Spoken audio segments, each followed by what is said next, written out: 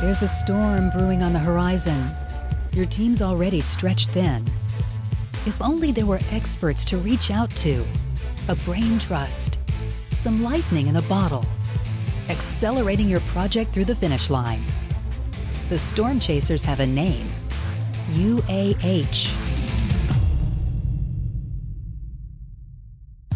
The Army Research Laboratory turned to UAH to find the best way for soldiers to master battlefield technology.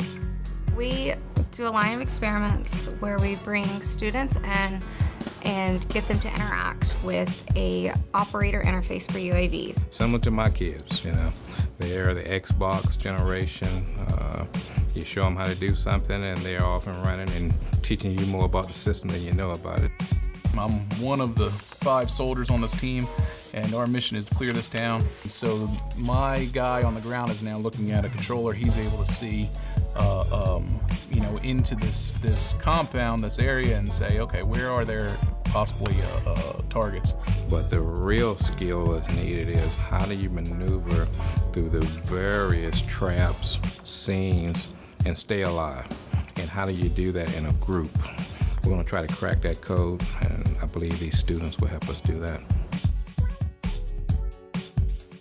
If you can use or take some kind of advantage from knowing what the weather is going to do or might do, that gives you then a better chance to make a profit, to reduce your risk, to reduce your costs. And so we provide tremendous amounts of information to all kinds of industries to help them make those kinds of decisions. Although weather here in Alabama is actually quite exciting, sometimes more exciting than we like, we basically go to the weather. So we're prepared to study high impact weather here in Alabama, but we can also take mobile platforms like radar, like mobile profiling systems, like Mobile Lightning Lab, and take that to wherever the high impact weather is. Electrical systems are highly impacted, our power systems by lightning. Commerce and transportation are impacted by lightning as well. We call our students the foot soldiers of science. They are involved in every aspect of the research we do. Recently, the Huntsville City SWAT team came to see some of the stuff that we had built and created to see if they were interested in any of it or if they had any other ideas that they would like us to create for them. This is a three-dimensional scanner that we're constructing as part of a senior design project that the SMAP Center is sponsoring.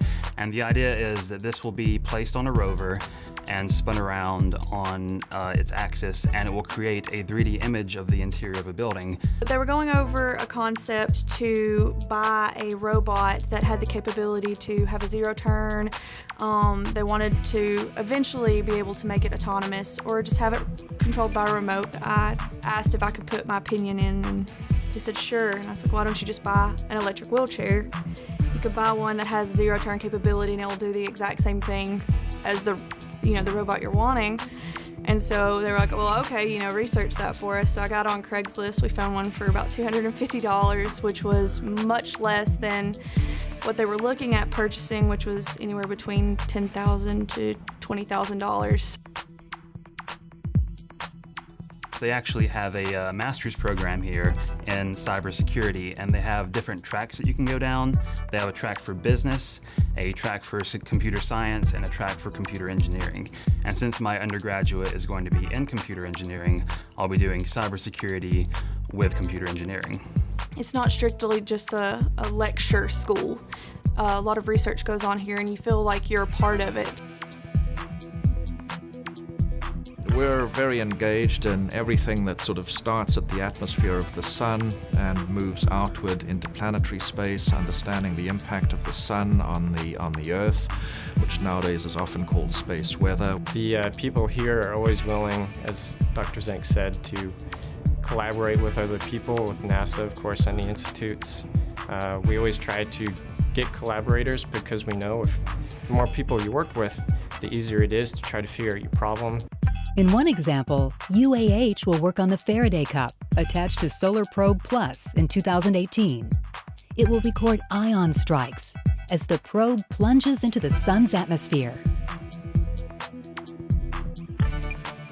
we do some collaborative work with them now on a NASA project. The PI, the principal investigator, is a UAH professor. We subcontract some work recently to a group over there in reliability.